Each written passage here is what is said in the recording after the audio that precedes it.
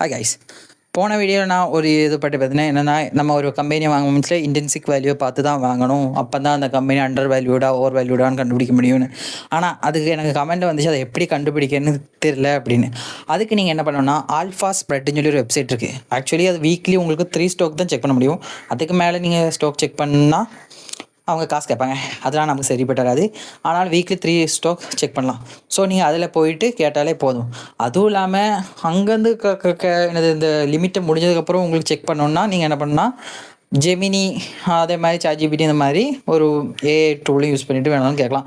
ஆனால் இதில் கொஞ்சம் வேல்யூ கொஞ்சம் அங்கே இங்கே மாறும். ஆனால் நீங்கள் எதுக்கும் ஆல்ஃபா ஸ்பெட் மாதிரி உள்ள அந்த வெப்சைட்டில் செக் பண்ணிவிட்டு இதை வச்சு வெரிஃபை பண்ணிக்கலாம். இப்படி தான் நான் பார்க்குறது.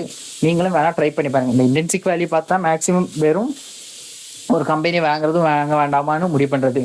ஆனால் இது மட்டும்தான் பார்ப்பாங்கன்னா இல்லை, இது கூடவே அதோட க்ரோத் பொட்டென்ஷியல் இதெல்லாமே பார்த்து தான் முடிவு பண்ணுவாங்க. மைண்டில் வச்சுடுங்க.